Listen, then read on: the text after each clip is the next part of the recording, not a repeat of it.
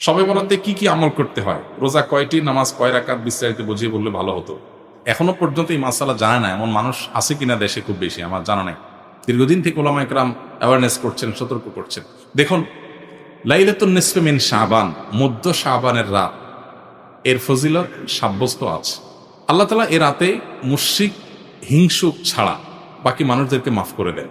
এবং এ রাতের ফজিলত সংশ্লিষ্ট আরো অনেকগুলো হাদিস আছে যেগুলো জয়ীফ সূত্রে বর্ণিত, কিন্তু এই একটা হাদিস গ্রহণযোগ্য সূত্রে বর্ণিত হওয়ার কারণে অন্য যেগুলো আছে সবগুলোর একসাথ করলে মোটা দাগে লাইলাতুন নিসফে শাবান বা মধ্য শাবানের রাত, এটার নাম আমরা শবে বরাত দেই। আসল নামটা, হাদিস দেওয়ার নাম কোনটা?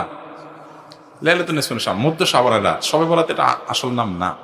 তো এই মধ্য শাবানের রাতের ফজিলত সাব্যস্ত হয়, কিন্তু এইটাকে আমরা যেইভাবে যারা পালন করি তারা যেভাবে ঘটা করে করি, যেমন সারা রাত জেগে ইবাদত করা আল্লাহর ক্ষমা লাভের জন্য বা মাগফিরাত লাভের জন্য, যাতে মাগফিরাত হয়, গুনাহে ক্ষমা হয়, সেটা আপনি চেষ্টা করছেন। এটা আপনার ব্যক্তিগত অ্যাপ্রোচ থেকে আপনি করলেন। এই দিনের রোজা আপনি আইয়াম বীজের রোজার অংশ হিসেবে রাখলেন, শাবান মাসে বিশেষ রোজা রাখলেন, রাসূলুল্লাহ সাল্লাল্লাহু আলাইহি ওয়াসাল্লাম সেই হিসেবে রাখলেন, খুবই প্রশংসনীয়।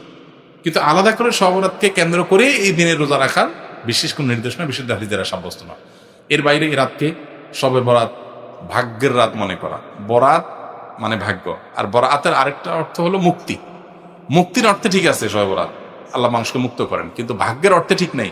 সূরা দুখানের শুরুতে আল্লাহ বলেছেন, ফিহা ইউফরাকু কুল্লু আমরিন হাকিম ইন্না আনজালনাহু ফি লাইলাতিন মুবারাকাহ ইন্না কুন্না মুনজিরিন। আল্লাহ বলেছেন, কোরআন আমি একটি বরকতময় রাতে নাজিল করেছি। কোন রাত সেটা? ওই যে ইন্না আনজালনাহু ফি লাইলাতিল কদর। আরেক জায়গায় আল্লাহ বলেছেন, কোরআন একাত আর একাতের ব্যাখ্যা করে আল্লাহ বলেছেন, ফিহা ইউফরাকু কুল্লু আমরিন হাকিম। যে রাতে কোরআন নাজিল হয়েছে সে আয়াতে, সে রাতে গুরুত্বপূর্ণ সব বিষয় ধার্য করা হয়। তার মানে লাইলাতুল কদরই গুরুত্বপূর্ণ বিষয় ধার্য করা হয়। অতএব সব রাতে ভাগ্য নির্ধারণ করা হয়, এটি বিশুদ্ধ মত না। তবে এ রাতের বিশেষ কোন নামাজ, বিশেষ নামাজের সংখ্যা, বিশেষ সূরা, এরকম কোনো কিছু সাব্যস্ত না। এরকম কিছু সাব্যস্ত আছে মনে করলে বরং বিদআত হবে, যে এত রাকাত পড়তে হবে, এই সূরা দিয়ে পড়তে হবে। আল্লাহর মাগফিরাত লাভের জন্য আপনি যদি চেষ্টা করেন সেটা প্রশংসনীয়, সেটা ভিন্ন বিষয়। প্রত্যেক রাতেই তো আপনি আল্লাহর মাগফিরাতের জন্য চেষ্টা করা কর্তব্য বা করা উচিত। আল্লাহ তাআলা প্রতি রাতেই ভোর রাতে মানুষকে ডেকে ডেকে ক্ষমা আহ্বান করেন। এই জন্য শবে বরাতকে ঘিরে রাতের বিশেষ নামাজ, বিশেষ পদ্ধতির নামাজ নাই। তবে এ রাতে ক্ষমার বিষয়টা সুসাব্যস্ত, ক্ষমা লাভের চেষ্টা করা এটা গ্রহণযোগ্য। শবে বরাতের জন্য নারীদের স্পেশাল আমল কি? নারীদের স্পেশাল আমল তো হালুয়া বানানো। স্পেশাল আমল মানে স্পেশাল কাজ। কারণ শবে বরাতকে কেন্দ্র করে হালুয়া টালুয়া বানানো হতো, হালুয়া রুটি, গোস্ত রুটি এগুলা বিতরণ করা হতো। এগুলো এখন যদিও উঠে গেছে, কালচারাল বিষয়। এগুলো উঠে যাওয়াতে যে নারীরা সব নেকামল শুরু করে দিয়েছে তাও হয় নাই, সেটা যেমন বাস্তবতা। আবার ঠিক একইভাবে কোরআন সুন্নাহ বলেনি এমন কিছু কোরআন সুন্নাহর আমল মনে করে এস্টাবলিশ করা, বেদাতকে জিয়ে রাখা, এর ভিতরেও ইমানদারের কল্যাণ নেই। সেটা আমাদেরকে মাথায় রাখতে হবে। তো শবে বরাতকে কেন্দ্র করে নারীদের জন্য স্পেশাল কোনো আমল নাই। এগুলো ইউটিউবারদের বিভিন্ন আইটেম।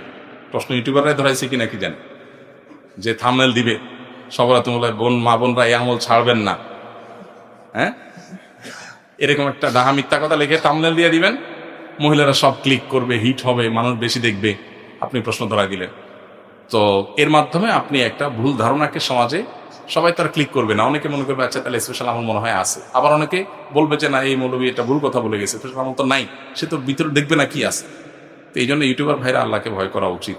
সামান্য ভিউয়ের জন্য মিথ্যা কথা, 2 নাম্বারই করা, হ্যাঁ, এবং চালাকি করা, এগুলো অনুচিত কাজ। সালাম দিলে 90 নেকি এবং উত্তর দিলে 10 নেকি, কথাটা সহি কিনা? এটাও বহুল প্রচলিত একটি গায়রে সহি কথা। সালাম দিলে 90 নেকি, সালামের উত্তর দিলে 10 নেকি, এরকম এইভাবে কোনো হাদিসে বিশুদ্ধভাবে সাব্যস্ত হয়নি। যেটা আছে সেটা হলো, কেউ যদি আসসালামু আলাইকুম বলে তাহলে সে 10 নেকি পাবে, ওয়া রাহমাতুল্লাহ যদি বলে আরো 10 নেকি যোগ হবে, ওয়া বারাকাতুহু বললে আরো 10 নেকি যোগ হবে, তাহলে মোট কত হলো? 30। এটা হাদিস দ্বারা সাব্যস্ত।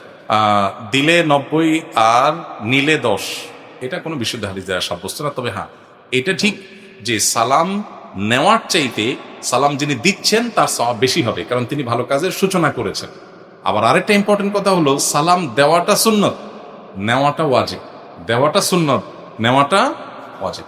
এখানে ইসলামের একটা সামাজিক সৌন্দর্য দারুণভাবে ফুটে ওঠে। সেটা কি? একজন মানুষ আপনাকে সালাম দিয়েছেন, এখন আপনি যদি জবাব না দেন, তার মানে আপনি লোকটাকে ইগনোর করলেন, অপমান করলেন, তার সালামটাকে আপনি ডিনাই করলেন, তাহলে আপনি একটা লোকের কষ্টের কারণ হলেন। এটা আপনি করতে পারেন না।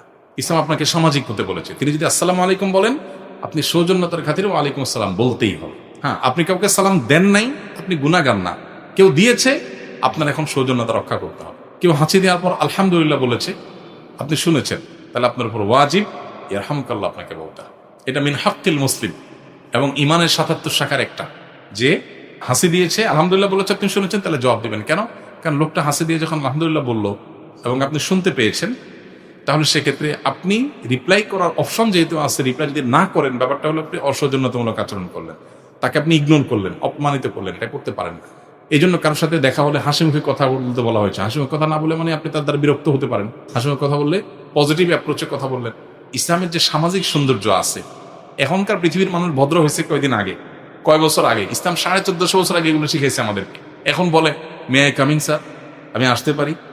আল্লাহ কোরআনে 1400-1500 বছর আগে শিখেছেন এই জিনিসটা, যে তোমরা কারোর বাসায় কারোর কক্ষে প্রবেশ করার আগে অনুমতি নাও, অনুমতি দিলে ঢোকো, আর না হলে ফেরত যাও।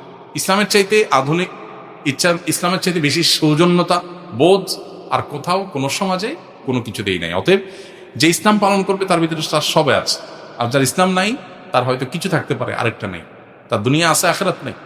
আর আমরা তো আল্লাহর কাছে দোয়া করব, রব্বানা আতিনা ফিদ দুনিয়া হাসানা ওয়া ফিল আখিরাতি হাসানা।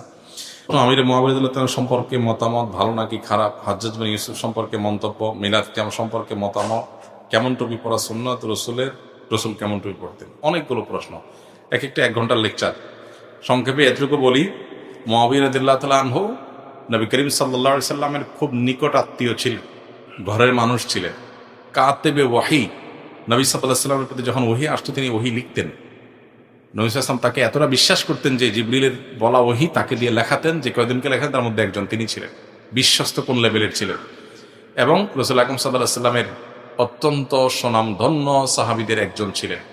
মুআবিয়া রাদিয়াল্লাহু তাআলা আনহু যদি কোনো ভুল হয়ে থাকে, ইস্তিহাদগত বুঝের কোনো ভুল থেকে থাকে, তো সেটার সমালোচনা করার কোনো অধিকার পৃথিবীর কোনো মুসলমানকে দেওয়া হয়নি। নবী সাল্লাল্লাহু আলাইহি ওয়াসাল্লামের কোনো সাহাবীর সমালোচনা, গালমন্দ করা, নিন্দমন্দ করার অধিকার কারণ নেই। হাদিসে পরিষ্কারভাবে নিষেধ করেছেন নবী সাল্লাল্লাহু আলাইহি ওয়াসাল্লাম, লা তাসুব্বু আসহাবি, আমার সাহাবীদের গালমন্দ বা সমালোচনা তোমরা করো না। ওনার ছেলে ইয়াজিদের যদি কোনো ভুল হয়ে থাকে, তো ছেলের ভুলের কারণে বাপ আল্লাহর কাছে দায়ী হয় না। কোরআনে আল্লাহ তাআলা বহু জায়গায় একই কথা বলেছেন, ও আল্লাহ তাযরু ওয়াজরাতুন উযরা উখরা, কারণ পাপের বোঝা অন্য কেউ বহন করে না, যার যার পাপ তাকেই পাবে। অর্থাৎ ইয়াজিদ যদি কোনো পাপ করে, ইয়াজিদের জুলুম, ইয়াজিদের পাপ, ইয়াজিদের খুন, এগুলোর জন্য দায়ী ইয়াজিদ হবে। মুআবিয়া রাদিয়াল্লাহু তাআলার উপরে সেটা চাপানোটা হলো জুলুম। হ্যাঁ, আপনি বলতে পারেন তাহলে মুআবিয়া রাদিয়াল্লাহু তাআলা আনহু তাকে কেন স্থান দিয়েছে? এই সেই ওনার বুঝের ভুল ছিল, উনি বুঝে উঠতে পারেন নাই।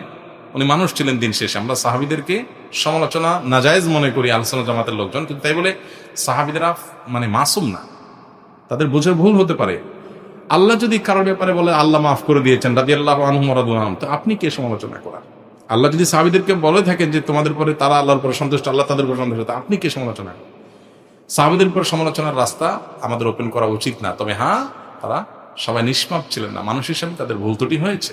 সাহাবীদের মধ্যে কেউ জিনা করেছেন, আল্লাহ শাস্তি দিয়েছেন বা দণ্ড বাস্তবায়ন হয়েছে, কিন্তু এমন তওবা কবুল হয়েছে যে পুরো মদিনাবাসী তওবা দিলেও তার তওবা, সরকার অপরাধ দিলেও তার ওই তওবাতে রিকভার হয়ে যেত। এই সার্টিফিকেট তো পাইছে। তাহলে সেজন্য তাদের সমালোচনা করার আগে 20 বার ভাবতে হবে, 10 বার ভাবতে হবে। ইমানদার কখনো সাহাবীদের সমালোচনা করতে পারে না। বিশেষ করে এই জাতীয় ইস্যুগুলোতে আমরা অনেক ক্ষেত্রে পা পিছলে চাই। হাজ্জাজ বিন ইউসুফ একজন জালেম অত্যাচারী শাসক ছিল, বহু সাহাবীর খুনি, বহু সাহাবীকে হত্যা করেছে, বহু তাবিকে হত্যা করেছে, বহু নেককার মানুষকে হত্যা করেছে।